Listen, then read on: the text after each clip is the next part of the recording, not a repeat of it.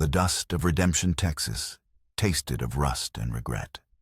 It settled in the lines of Jake Callahan's face, a permanent grit he could never quite wash away. He stood at the teller's window of the Redemption Bank and trussed the polished wood, worn smooth by the hopes of better men. The air inside was cool and smelled of paper and old money, a stark contrast to the hammer blow of the August sun outside. He was depositing the meager earnings from a month of breaking horses, a job that left his 50-year-old bones screaming in protest each morning. It was a quiet life, an anonymous life. The life he had chosen after the other one ended in fire and ash. The tranquility shattered with the splintering crack of the front door being kicked open. Two men spilled inside their faces, hidden by dusty bandanas, shotguns held low and steady. A third man followed, moving with a languid grace that was far more menacing than the brutish energy of his companions. He was tall and dressed in a fine, if trail-worn, black coat. He swept off his hat, revealing dark, swept-back hair and a smile that didn't touch his eyes. Those eyes, intelligent and cold, swept the room, cataloging the terrified clerk, the two patrons frozen on a bench, and Jake. "Good morning, folks," the man in black said, his voice a smooth, educated baritone that was jarringly out of place. "An unscheduled withdrawal is in progress. Your full and immediate cooperation is not only appreciated, it is required for your continued well-being." Jake's body went rigid. The old instincts buried under years of self-imposed exile surged like a phantom limb. His hand twitched, searching for the weight of the Colt that no longer hung at his hip. He was just a civilian now, a ghost. He kept his eyes down, studying the scuffed toes of his boots. "Don't be a hero. You're not a ranger anymore. You have nothing left to prove." The two thugs moved with practiced efficiency, one covering the room, while the other vaulted the counter and began stuffing canvas bags with currency. The leader, the man in black, strolled through the small lobby, his boots echoing on the floorboards. He seemed to be enjoying the fear, savoring it, like fine whiskey. He stopped by the petrified couple on the bench, tipping his hat. "A lovely day for a stroll, isn't it?" he murmured before moving on. He stopped in front of Jake. Jake could feel the man's gaze on him, probing and sharp. He kept his own eyes lowered. He was a nobody, an old horsebreaker. Nothing more.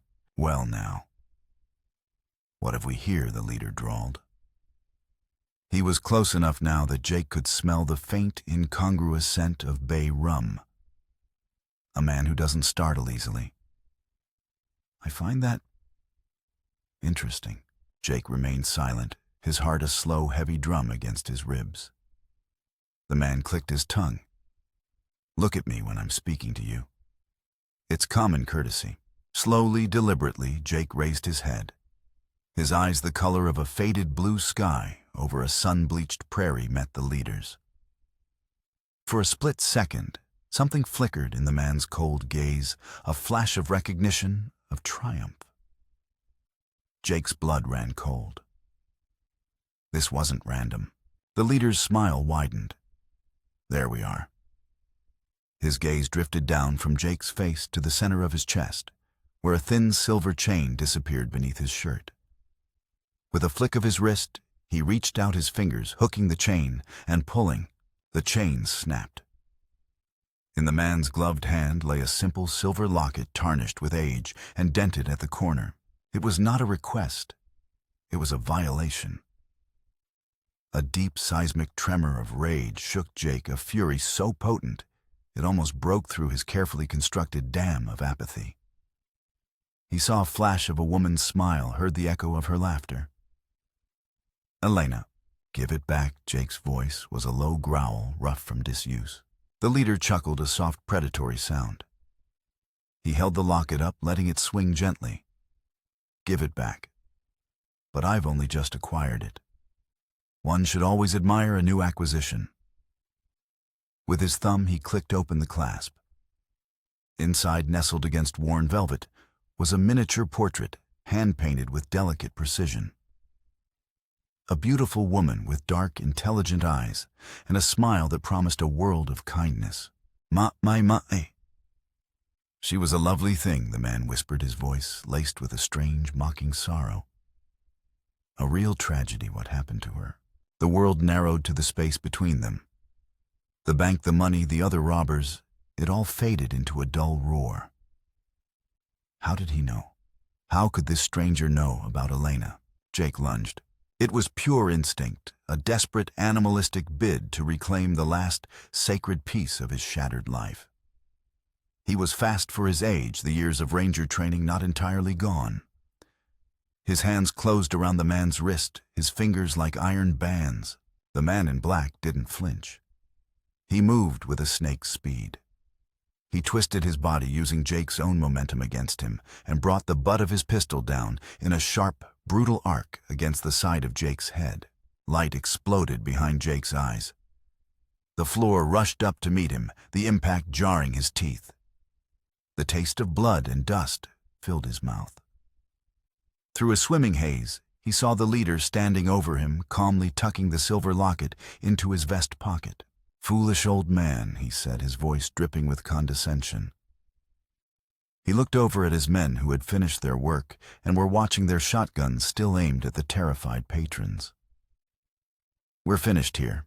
He paused at the door, turning back to look down at Jake, who was struggling to push himself up on trembling arms. "You tell them Silas Blackwood was here," he said, the name delivered like a pronouncement.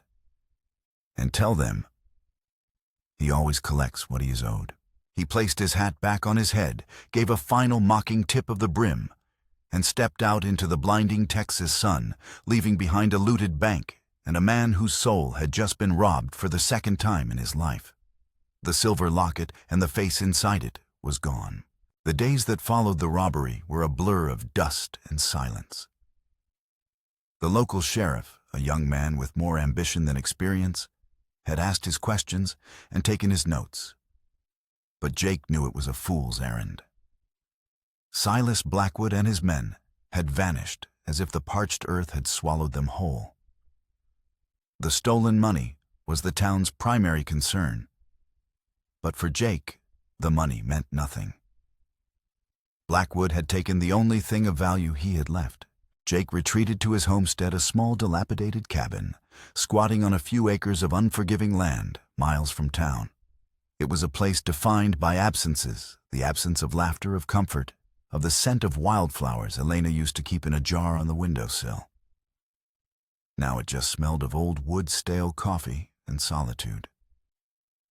His only companion was a stoic gray horse named Ghost, so called for its silent, watchful nature. He spent his time in the corral, working with untamed horses, pouring his grief and rage into the wordless communication of man and beast. But every night the memories returned. He'd see Elena's face, not as she was in the locket, but as she was in the end, eyes wide with terror, her white dress stained crimson against the rough-hewn floor of their ranch house. He had been a ranger, then a man who lived by the gun and the law. His name carried weight, inspired fear in outlaws, and a grudging respect in the Comanche bands whose territory he often crossed. He had believed his life was a righteous one, that the danger he courted was a necessary shield for the civilized world he was helping to build. Elena had known the risks, but she had a spine of steel and a belief in him that felt like its own form of armor. The raid had come on a day like any other. He'd been gone for a week, tracking a gang of rustlers. When he returned, he found the ranch in ruins, smoke still curling from the blackened timbers of the barn. He found Elena inside the house. The official report, his own report, had been stark and simple. A Comanche raiding party likely retaliating for a recent cavalry action. He'd found a single beaded moccasin print in the mud by the well. It was all the proof he needed. That day, the ranger died. He hung up his badge, sold off most of the land, and sent his daughter away. Abigail was only 10, a bright, sensitive girl with her mother's dark eyes. In his grief-stricken mind, his life, his profession was a poison that had killed his wife. He couldn't risk it touching his daughter. He sent her to St. Louis to be raised by Elena's sister as a lady far from the dust and blood of Texas. It felt like an amputation carving out another piece of his heart, but he had called it protection. He hadn't seen her in 8 years. Letters were infrequent, their words growing more formal and distant with each passing year. He was a stranger to her now, a ghost from a past she had been taught to forget. And he, in turn, had become a ghost to himself, a man haunted by the unshakable belief that he had failed the two people he loved most. The locket had been his penance, a tangible link to the woman he'd lost and the man he used to be. Now that too was gone, stolen by a man who knew his history, a man who had twisted a knife in a wound that had never healed. A week after the robbery, as the sun bled across the western sky in streaks of orange and purple, a rider appeared on the horizon. Not the frantic gallop of a posse, but the steady, patient pace of a man who owned the land he crossed. Jake watched from his porch, his hand resting on the stock of the old Winchester he kept propped by the door. As the rider drew closer, Jake's body tensed. The man was Comanche. He sat atop his pinto pony with an innate, regal posture, his long black hair held back by a simple leather band. His face was a mask of hard angles and sun-weathered resolve, his dark eyes fixed on Jake's cabin. He carried a lance and a short bow, but it was his presence, his sheer, unyielding stillness, that marked him as dangerous. Jake felt the old hatred, the bitter bile that had fueled him for 8 years rise in his throat.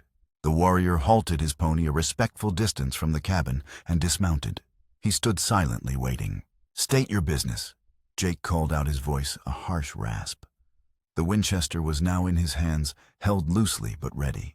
The warrior's gaze was unflinching. He spoke in broken but clear English, his voice a low rumble like distant thunder. "I seek the man they call Callahan. The Ranger." "The Ranger is dead," Jake said flatly. "His name is not dead," the warrior countered. "His deeds are remembered. His sorrow is known." He took a single, deliberate step forward. "I am Kills the Night. I have come to collect a debt. I have no debts with your people." Jake snarled, the memory of the moccasin print burning in his mind. Only a reckoning. Kills the Night showed no reaction to the threat. "The debt is not yours. It was sworn by the white man with the silver tongue, the one you call Silas Blackwood." Jake's blood froze. He lowered the rifle an inch. "Blackwood. He came to us. He offered a trade."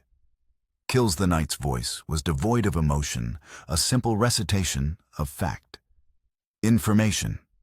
He told us of a soldier patrol where they would camp when they would be weakest.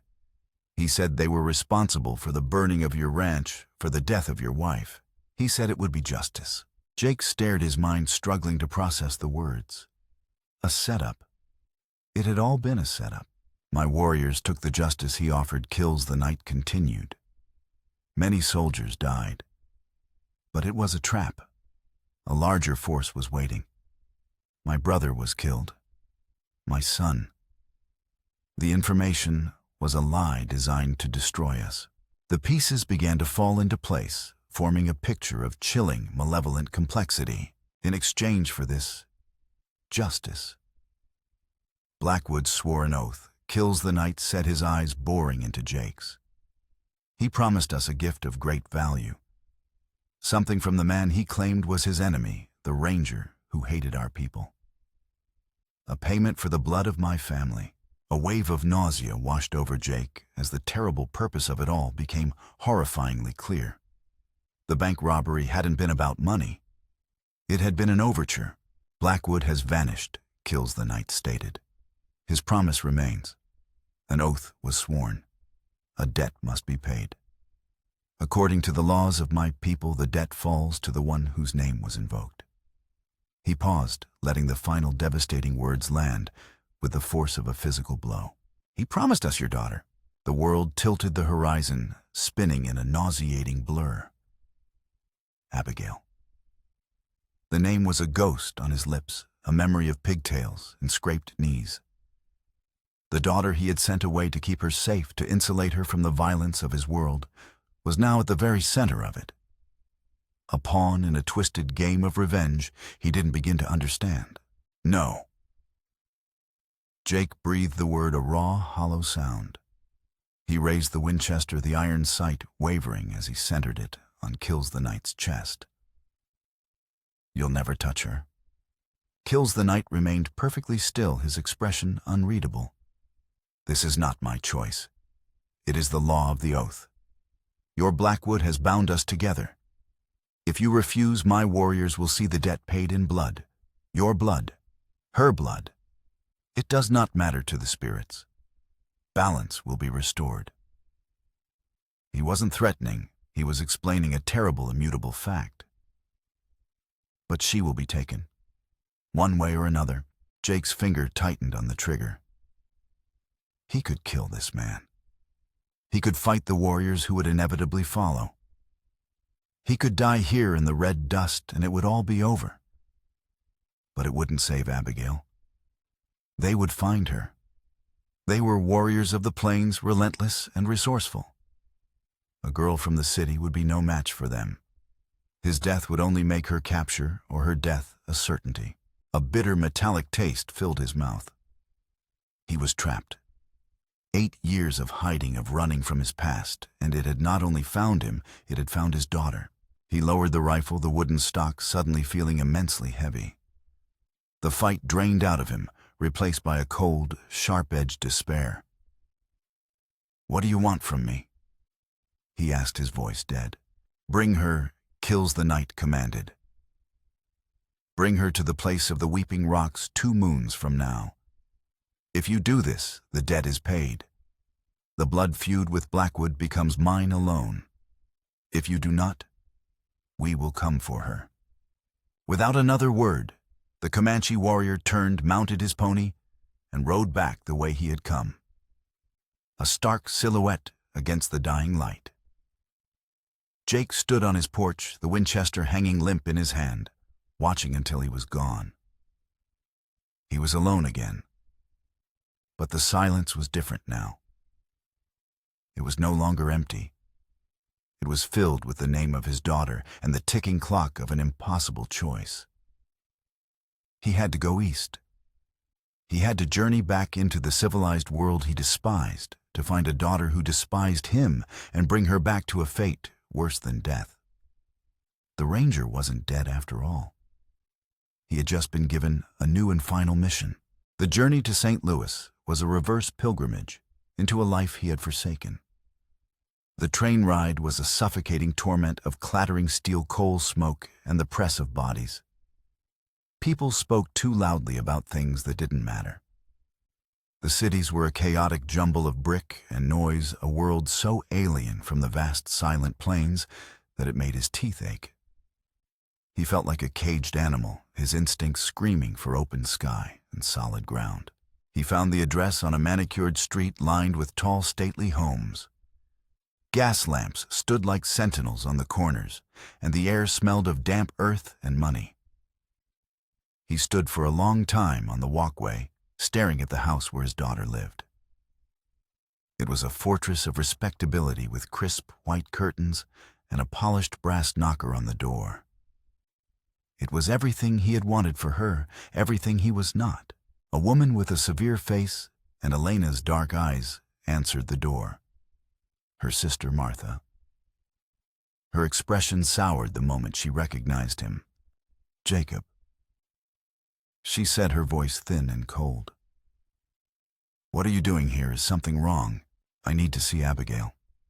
He said, skipping the pleasantries he wasn't equipped to offer. Martha's lips tightened into a disapproving line.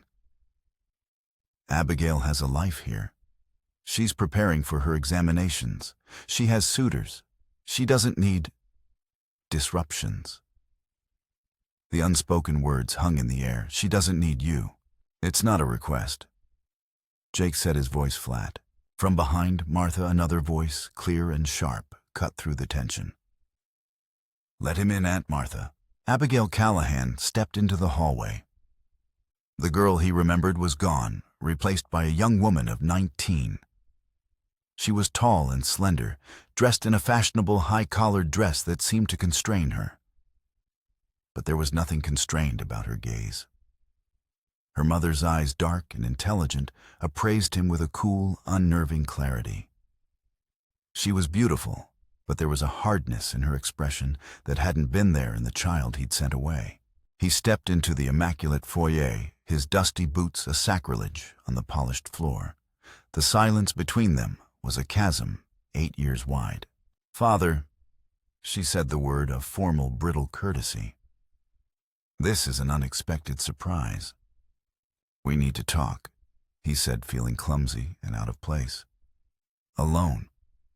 She led him into a stiff, formal parlor filled with delicate furniture and portraits of stern-faced ancestors. She did not invite him to sit. She stood with her back to the fireplace, her arms crossed, waiting.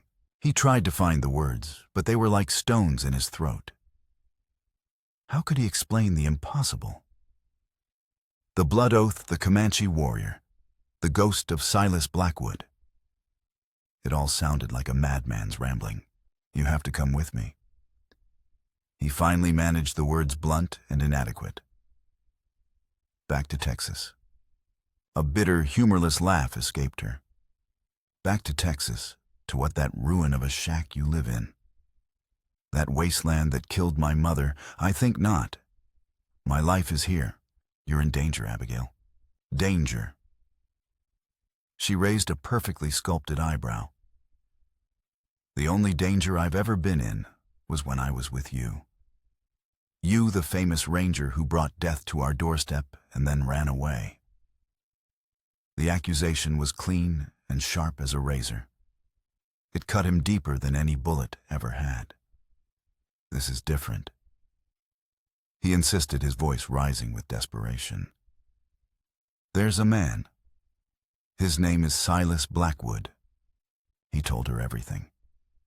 He laid out the whole insane story, the robbery, the locket kills the night's arrival, the debt sworn on her life. He watched her face as he spoke, hoping for a flicker of understanding, of fear. Instead, he saw only a deepening of her skepticism, a hardening of her resolve. "A Comanche blood feud," she said, when he had finished, her voice dripping with incredulity. "That is the story you concocted to drag me back to your world. It's preposterous. It sounds like something from one of those dime novels you used to despise." "It's the truth," he growled, taking a step toward her. She flinched, a small, almost imperceptible movement that stopped him cold. He had scared her. Her father, was a figure of fear. The realization was a physical blow. "I am not a child, Father," she said, her composure returning. "You can't order me around. You lost that right when you put me on a train 8 years ago and never looked back. I won't be a pawn in your violent games. My answer is no. You should leave." He stood there, defeated. He had failed. He had crossed 1,000 miles to find a stranger, a woman of iron will who saw him not as a father, but as a destructive force. He couldn't force her. He couldn't drag her away. But he couldn't leave her to her fate either. He turned and walked out of the parlor, out of the house, without another word. He didn't go back to the train station. He found a room in a cheap boarding house across the street, a room with a clear view of the front door of Martha's pristine home. He would watch. He would wait. Kills the Night had given him 2 moons. Jake would use that time to be what he had always been, a guardian, a shadow. He had failed to convince his daughter. He would not fail to protect her. The first days of Jake's vigil were a study in frustration. Abigail went about her life with a defiant normalcy, attending lectures at the ladies' college, taking walks in the park, with friends, always in the company of others. She never looked toward his boarding house window, but he knew she was aware of his presence. It was a silent war of wills. The break came a week later. 2 men appeared on the street. They weren't locals. They were rough-hewn with the watchful, predatory stillness of men who lived by the gun. They didn't approach the house. They simply observed one at each end of the block, Jake's gut went cold. They were Blackwood's men. They were here to make sure the debt was paid, or perhaps to tie up the loose end that was Abigail Callahan. That evening, Abigail attended a recital with one of her suitors, a bland young man in a starched collar. Jake followed at a distance, a ghost in the gaslit streets. As the couple walked home, the two men emerged from an alley, their intent unmistakable. The suitor, to his credit, puffed out his chest and demanded to know their business. One of the men simply shoved him to the ground, where he lay dazed and useless. They closed in on Abigail. "Mr. Blackwood sends his regards." One of them rasped, reaching for her arm. "He wants to make sure you keep your appointment." Before his fingers could touch her, Jake moved. He came out of the shadows like an apparition, a force of pure, focused violence. He wasn't the tired old horsebreaker anymore. He was the ranger. He disarmed the first man with a brutal efficiency that shattered the man's wrist. He drove his elbow into the second man's throat, sending him staggering back, gagging for air. The fight was over in less than 10 seconds. It was swift, silent, and terrifyingly lethal. Jake stood over the two groaning men, his chest heaving. He turned to look at Abigail. Her face was pale in the gaslight, her eyes wide with a mixture of terror and shocked disbelief. She wasn't looking at the downed men. She was staring at him.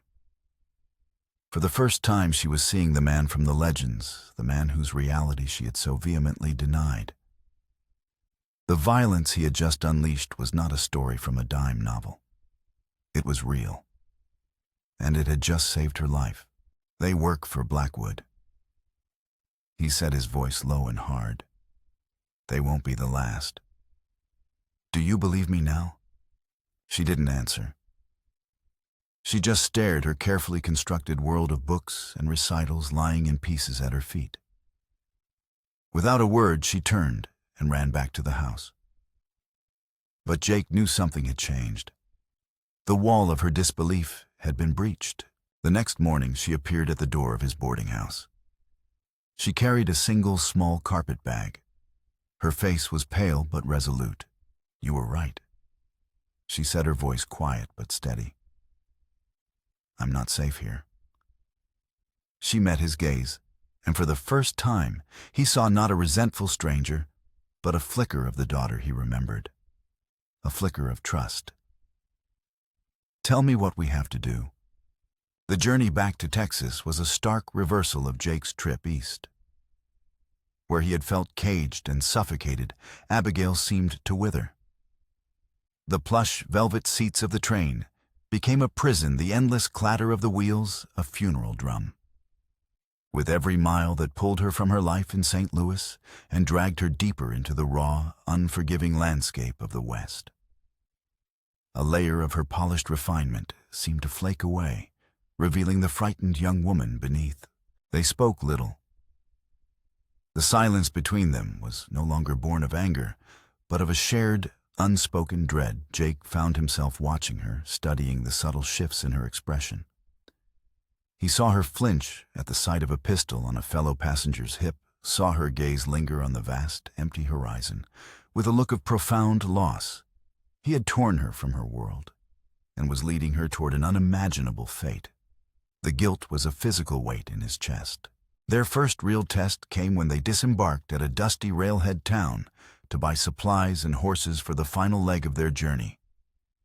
As Abigail waited outside the general store, a group of rough-looking drovers took notice of her. Her city dress and refined posture made her stand out like a diamond in a dust heap. They began to circle their comments, growing bolder and cruder. "Looky here, boys. A real lady. Lost your way, little missy," one of them drawled, stepping in front of her. Abigail stood her ground, her chin held high, but Jake saw the tremor in her hands. He emerged from the store, his expression grim. "She's with me," he said, his voice low. The drover looked Jake up and down, taking in his worn clothes and graying hair, and smirked. "This old fella, your protector, you can do better than that, sweetheart." He reached for Abigail's arm. Jake moved. He didn't draw the Colt he now wore strapped to his hip. He simply grabbed the drover's outstretched wrist, his grip like a vice. He twisted. The man yelped, his knees buckling. Jake leaned in close, his voice a cold whisper. "Walk away, or they'll be picking your teeth out of the dust." He released the man, who stumbled back, clutching his wrist and glaring with a mixture of pain and fear. The drovers, seeing the quiet, absolute menace in Jake's eyes, decided they had business elsewhere. They shuffled away, muttering curses. Jake turned to Abigail. "You all right?" She nodded, though she was visibly shaken. He didn't even draw his gun." She murmured more to herself than to him. She was beginning to understand that his greatest weapon wasn't the steel at his hip, but the lethal certainty that emanated from him. Their journey became a harsh education for her. She learned to ride for 10 hours a day, to sleep on the hard ground, to eat dried beef and stale biscuits without complaint. She watched as he taught her how to read the land, to find water, to notice a trail that was meant to be hidden. He was a different man out here in his element. The gruff, emotionally stunted father was replaced by a man of immense competence and focus. His every action was deliberate, purposeful. He was no longer just the man who had abandoned her. He was the only thing keeping her alive. The day they arrived at the Weeping Rocks, a grim landmark of dark-streaked cliffs, kills the night, and a dozen warriors were waiting. They materialized from the landscape as if they were part of it, their presence both silent and overwhelming. Abigail's breath caught in her throat. This was it. The abstract danger she had been told about was now standing before her, real and terrifying. Kills the Knight dismounted and approached, his eyes falling on Abigail. It was not a look of lust, but of cold, dispassionate appraisal. He was judging the value of a debt paid. "You have kept your word, Ranger," he said to Jake. Jake's hand rested on the butt of his Colt. "The debt is paid. She is to be unharmed. An oath for an oath," Kills the Knight affirmed. "She will not be harmed. She will work. She will be a part of the people until the spirits say otherwise." He turned his gaze fully on Abigail, who met his stare with a defiance she didn't feel. "You are the property of the people now." Two warriors moved forward and took the reins of Abigail's horse. She looked at Jake, her eyes wide with a desperate, silent plea. He had brought her here to this. He had saved her from Blackwood's men, only to deliver her to this fate.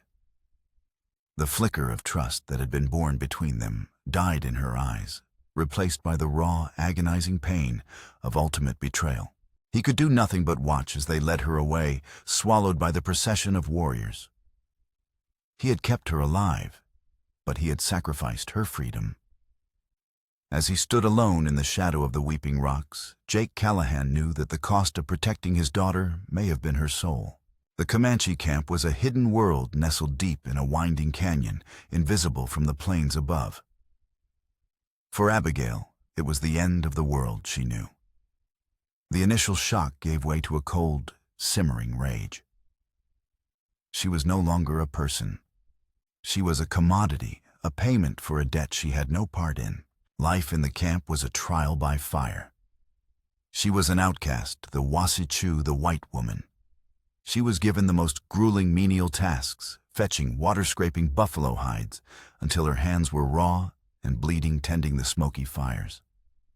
The women eyed her with contempt, and the children with a wary curiosity, and the warriors with indifference. Her primary tormentor was a hulking warrior named Stonehand, a rival of Kills the Knight, who saw her presence as a weakness in his leader's judgment, and took every opportunity to humiliate her. Through it all, Abigail refused to break.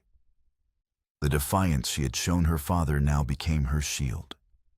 She performed every task with a meticulous, stubborn pride, her anger fueling her through the pain and exhaustion. She learned to be invisible, to keep her head down and her eyes open. She was a prisoner, but she would be a vigilant one. The camp was slowly being ravaged by a sickness, diphtheria. A gray choking membrane grew in the throats of the children, and the elderly stealing their breath. The tribe's medicine man, an ancient figure named Buffalo Hump, performed his chants and offered his herbs. But the sickness spread relentlessly. Abigail watched the suffering with a growing sense of horror, but also with the sharp, analytical eye her mother had cultivated in her. Elena had been a forward-thinking woman, a believer in the new sciences of hygiene and germ theory. She had taught Abigail the importance of cleanliness, of isolating the sick, of herbal remedies, based not on mysticism, but on observable effect. An idea dangerous and bold took root in her mind. Her opportunity came when the young son of a woman named Little Fawn fell gravely ill. The boy was suffocating his breath, coming in ragged, whistling gasps. Buffalo Hump had declared the boy's spirit lost. Abigail, seeing the mother's despair, knew she had to act. She approached the teepee a trespass that could have meant her death. Using a mixture of the few Comanche words she'd learned and desperate gestures, she communicated a plan. She had them boil water. She created a steam tent over the boy, using hot rocks and wet blankets. She crushed willow bark, a remedy her mother used to reduce fever and inflammation, and coaxed the boy to drink the bitter tea. Her actions were a direct challenge to the medicine man and the tribe's traditions. Kills the Night was summoned. He stood at the entrance of the teepee, his face a thundercloud. Stonehand was behind him, a look of triumph on his face. The white woman had finally sealed her fate. "You defy our ways," Kills the Night said, his voice dangerously quiet. Abigail rose to her feet, exhausted but resolute. "Your ways are not saving him," she said, her voice clear and steady. "The sickness is a poison in the throat. The steam helps him breathe. The tea fights the fever. It is not magic. It is medicine." Kills the Night looked from her determined face to the small, laboring child. He saw not witchcraft, but work. He saw logic. He made a decision that stunned the onlookers. He waved Stonehand away and gave a curt nod to Abigail. "Continue." For 2 days, Abigail barely slept. She nursed the boy relentlessly. On the 3rd morning, the gray membrane in his throat loosened. He began to breathe easier. His fever broke. He had survived. The news spread through the camp like a wildfire. It wasn't acceptance, not yet. But it was a crack in the wall of their hostility. That evening, Kills the Night came to the small, isolated shelter where she slept. He said nothing.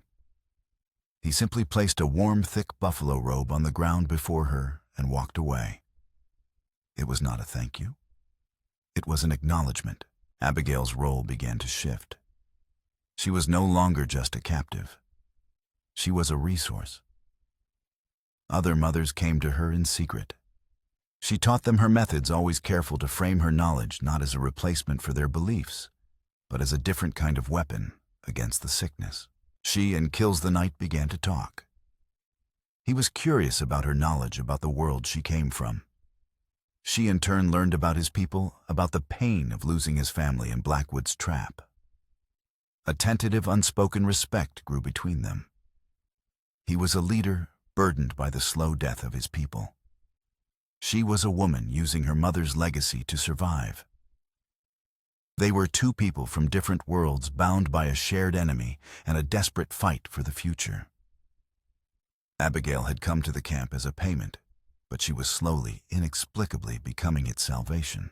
While Abigail fought for her place among the Comanche, Jake was fighting a war in the shadows. He did not leave the territory. He became a ghost, haunting the fringes of the plains, his every waking moment consumed with two objectives: unraveling Silas Blackwood's plot and finding a way to get his daughter back. His ranger instincts, long dormant, were now honed to a razor's edge. He began by tracking Blackwood's gang. They were clever, leaving few trails, but Jake knew the land and the habits of violent men. He followed whispers in dusty saloons, pieced together rumors from terrified ranchers, and slowly painted a picture of Blackwood's movements. The story of the Comanche raid that killed Elena had never sat right with him, a loose thread in the fabric of his memory. Now Kills the Night's story had pulled that thread and Jake's neatly woven grief was coming apart. Why would Blackwood, a white man, orchestrate a revenge attack for Elena's death and then frame the Comanche? Why steal the locket in such a public, theatrical way? It wasn't just revenge. It was a performance. Driven by a gnawing suspicion, Jake rode back to the one place he had sworn never to see again, the ruins of his old ranch. The house was a skeletal silhouette against the sky, the barn a heap of charred timber. It was a graveyard of his former life. He forced himself to walk the grounds, his mind stripping away the grief and focusing on the scene as a ranger would, looking for what he had missed 8 years ago. He spent a day combing the property, his search methodical and grim. Near the collapsed well, half buried in the earth and concealed by overgrown weeds, his boot heel struck something hard. He knelt and dug with his knife. It was a small metal flask, ornately engraved with the initials S.B.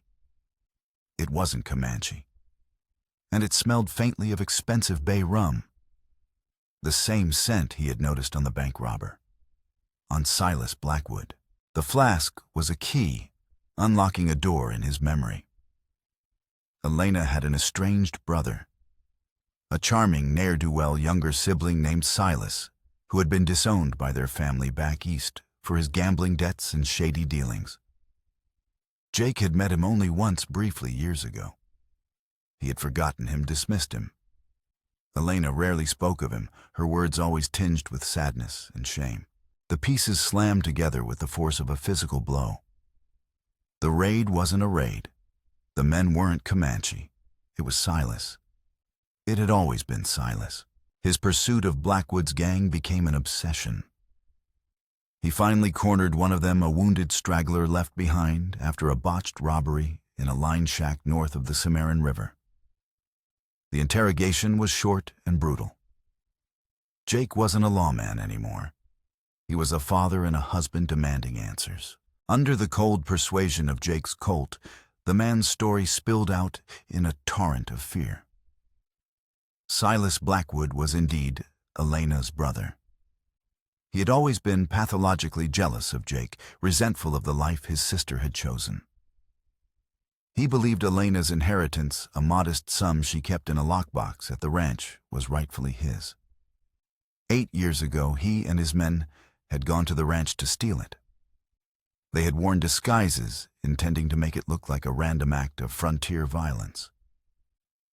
But Elena had been home. She had recognized him. In the struggle, she was killed.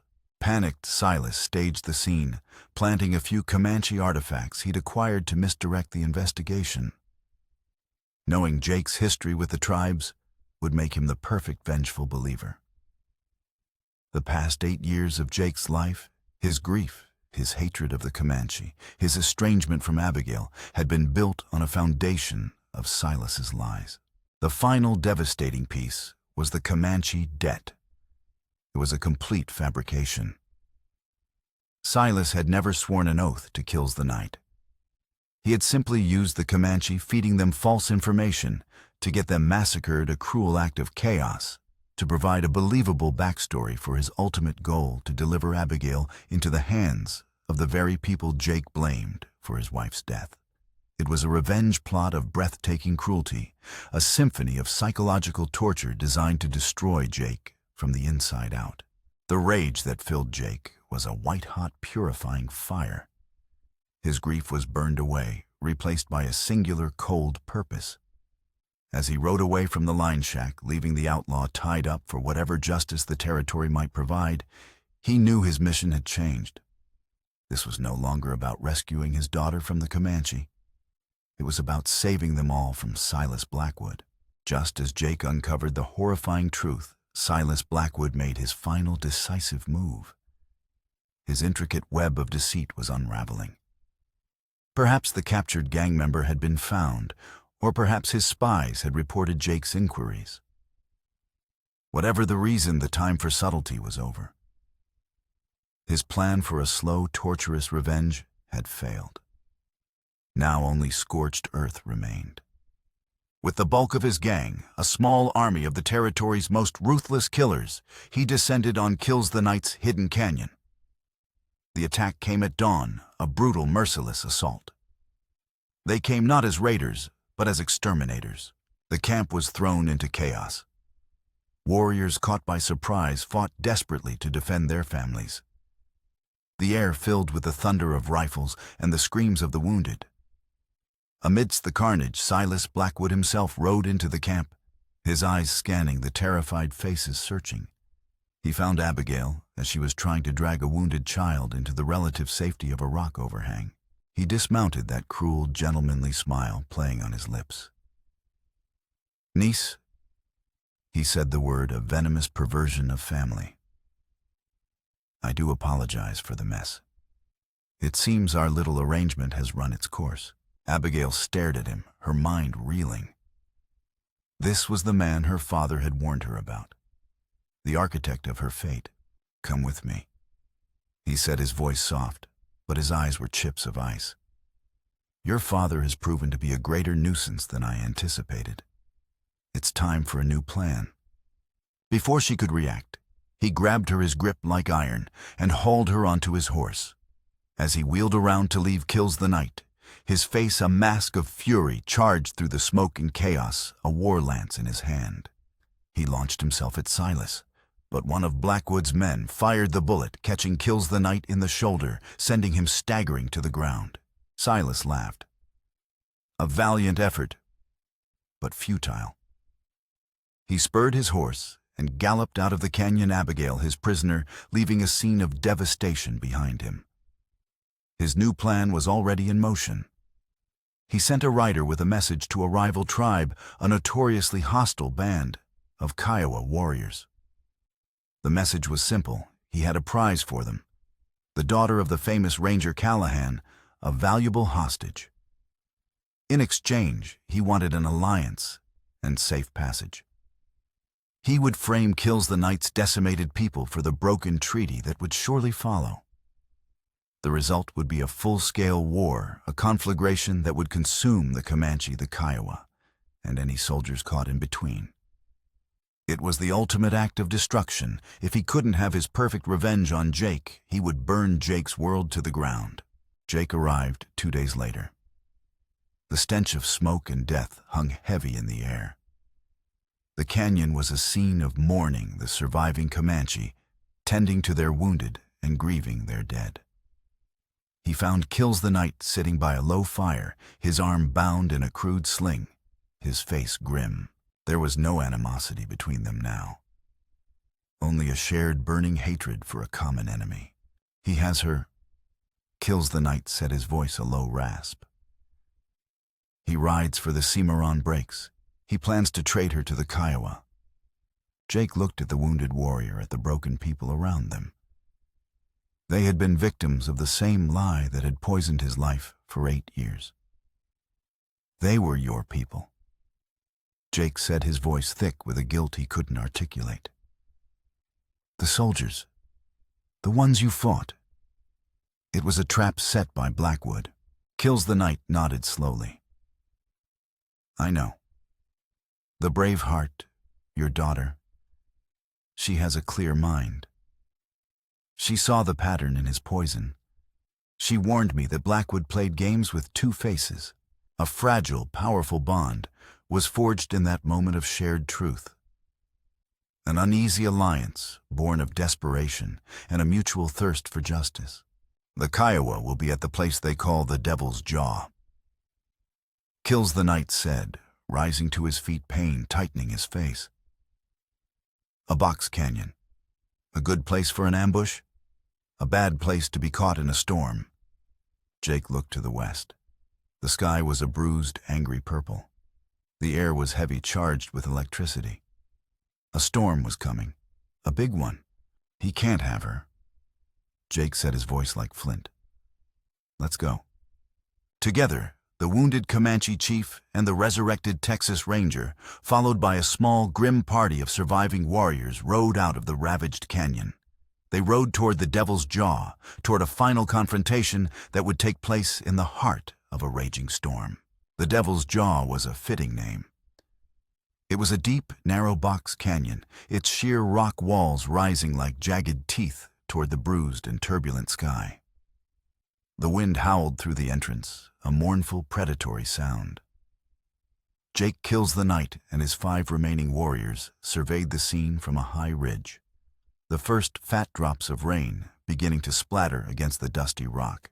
Down below, Silas Blackwood and his men had made their camp. They had Abigail tethered to a pinyon tree near the back of the canyon, a cruel and obvious display. They were waiting, confident in their numbers and the strength of their position. The ticking clock was the arrival of the Kiowa and the storm itself, which was gathering its fury with terrifying speed. He feels safe. Kills the Knight observed his voice, a low rumble beneath the rising wind. He will not expect an attack from above. The plan was desperate, bordering on suicidal. Kills the Knight and his warriors would create a diversion at the canyon's mouth, drawing the attention of Blackwood's men. In the confusion, Jake would use his ranger skills to scale the treacherous canyon wall and come down from above, a ghost in the storm. The rain will be your ally. Kills the Knight said, gripping Jake's shoulder with his good hand. It will wash away your sound. Jake just nodded, his eyes fixed on the small figure of his daughter below. He checked his Colt, the weight of it, familiar and reassuring. This was what it had all come down to. Not law, not revenge. Just a father trying to save his child. As the sky opened up, unleashing a torrential downpour, the battle began. Kills the Knight and his men let out a chilling war cry and charged the entrance, firing from horseback before melting back into the rocks. Chaos erupted in the camp below. Blackwood's men, startled, returned fire, their attention fixed on the decoy attack. That was Jake's cue. He moved to the canyon wall, the rain plastering his hair to his skull, turning the red rock dark and slick. He began to climb. It was a brutal, punishing ascent, his fingers and boots searching for purchase on the treacherous surface. The wind tore at him, trying to peel him from the cliff face. Below the flash of gunfire was a deadly strobing light. He reached the top, his lungs burning, and began to make his way along the rim, moving directly above Abigail's position. The storm was a symphony of violence now. A bolt of lightning split the sky, illuminating the scene in a brilliant, terrifying flash. In that instant, Jake saw his path down a narrow, water-slicked fissure in the rock. He rappelled down, using his rope, the roar of the storm, and the battle masking his descent. He landed silently on a ledge just 20 feet above the canyon floor. Below him, 2 of Blackwood's men stood guard over Abigail, their backs to him, their attention on the fight. Jake drew his knife. He dropped from the ledge like a hawk, landing on the first man, his blade finding its mark before the man could make a sound. The second guard turned his eyes wide with shock, but Jake was already on him, his pistol butt striking the man's temple with a sickening crunch. Abigail stared at him, her face a mask of rain tears and disbelief. He sliced through her ropes with his knife. "Stay here," he commanded, his voice barely audible over the thunder. "Stay low." He moved out from behind the rocks, the Colt now in his hand, a wraith of vengeance in the storm. He began to hunt. He used the lightning flashes for sight, the thunderclaps to mask his shots. One by one, Blackwood's men fell, picked off by a foe they couldn't see. The tide of the battle turned. Kills the Knight and his warriors, seeing the thinning numbers, pressed their attack, sweeping into the canyon. The fight became a swirling, desperate melee in the mud and the driving rain. Finally, only one man was left standing against them: Silas Blackwood. He stood over the body of one of his fallen men, a pistol in each hand, his fine clothes soaked and mud-splattered, his charming smile replaced by a snarl of pure hatred. He saw Jake, and his eyes lit up with a feverish glee. "A Callahan," he screamed over the storm. "I knew you'd come. I knew you couldn't resist one last dance." Suddenly, a new sound joined the roar of the storm, a deep, rumbling groan. The rain funneled by the narrow canyon was gathering force. A wall of water, a flash flood, was beginning to surge down the canyon floor. "It's over, Silas!" Jake yelled, advancing slowly, his Colt steady. "Over." Silas laughed, a wild, unhinged sound. "It will never be over. She took my sister from me. This world you live in, this violent, filthy world." He gestured around the canyon. "It killed her, but I wanted her inheritance too. The land, the water rights, it was all mine by right." He fired his shot, going wide. Jake returned fire, his bullet tearing through Silas's shoulders, spinning him around. Silas staggered, his back now to the rising flood waters. He looked at Jake, a strange clarity in his eyes. "You lose, Ranger," he whispered. "We both lose." With a final mocking smile, he let himself fall backward into the churning, debris-filled torrent. The flash flood seized him, sweeping him away into the darkness. He was gone. The storm broke as quickly as it had arrived. The flash flood receded, leaving behind a scarred landscape of mud and debris. The rising sun cast a pale, clean light over the aftermath. The Kiowa never arrived. The storm and the sounds of battle had likely turned them back. The war was averted. In the quiet of the morning, Jake found Abigail huddled against the canyon wall. He knelt before her, reaching out a hesitant, trembling hand to brush the wet hair from her face. She looked at him, her eyes filled with a storm of their own. And then she fell into his arms, her body shaking with great, shuddering sobs. He held her tightly, the way he should have held her 8 years ago, his own tears mixing with the rain in her hair. "I'm sorry." He whispered the words, a ragged, broken admission of 1,000 failures. "For everything." "You came back for me," she cried into his shoulder. "You came back." The walls between them, built of grief and abandonment and misunderstanding, crumbled into dust. They were no longer a broken ranger and his resentful daughter. They were father and child, reunited in the crucible of loss and survival. Kills the Night approached them, his surviving warriors behind him. He looked at Jake, his dark eyes holding a deep, profound respect. He held out his good hand. "The debt is paid," he said, "with the blood of our shared enemy. You have my honor, Callahan." Jake shook his hand. "And you have mine." Kills the Night reached up and plucked a single perfect eagle feather from his hair. He pressed it into Jake's hand. "A sign of a debt of life. You fought for my people. We will not forget." They parted ways in the morning sun, not as enemies, not even as allies, but as two men from different worlds who had found a common ground in the fight for their families.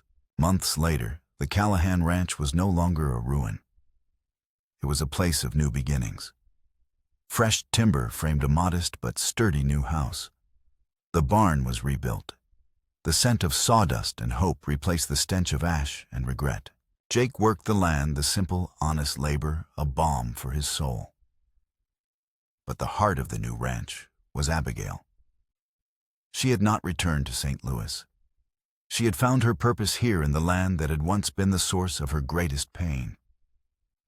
She established a small clinic in a newly built room off the main house. Her sign, painted in neat, careful letters, simply read, "A. Callahan Healer." She served everyone. Settlers with sick children, ranchers with broken bones, and once a week, a quiet procession of Comanche who would ride down from the high plains. They brought hides and herbs to trade for her white man's medicine. Kills the Night often led them. He and Abigail would speak for hours, sharing knowledge, creating a fragile but vital bridge between their two worlds. One cool autumn evening, Jake walked to the top of the small hill behind the house, where a simple wooden cross marked Elena's grave. The sun was setting, painting the vast Texas sky in hues of soft pink and deep violet. He reached into his pocket and pulled out two objects. First, he retrieved the silver locket. He had found it on Silas's body, washed up miles downriver. He had cleaned it carefully, and now it shone in the fading light. He gently hung it over the arm of the cross where Elena's portrait could watch over the land she had loved. Next, he took out the eagle feather Kills the Knight had given him. He tucked it securely into the earth at the base of the grave. The locket and the feather, his past and his present, the woman he had lost and the peace he had finally found. He had honored his wife, embraced his daughter, and reconciled the warring parts of his own soul. As he turned to walk back to the warm glow of the house where his daughter was waiting, he thought of a letter he'd received a week prior from an old ranger compatriot. Authorities seizing what was left of Silas Blackwood's accounts had found a peculiar ledger. Amidst a litany of sordid expenses, they found a record of a single recurring anonymous payment made every year for more than a decade. It was a sizable donation to the St. Anne's Orphanage for Children in St. Louis, the same city where Elena and Silas had grown up, and the very orphanage they had briefly stayed in after their parents' death. The discovery didn't absolve Silas, didn't make him any less of a monster, but it cast a long, haunting shadow of complexity over the man. He was a final, tragic grace note in a symphony of vengeance. He was a man poisoned by a love he could only express through destruction. Jake looked at the house, at the light in the window, and for the first time in a long time, he felt the quiet, steady rhythm of peace.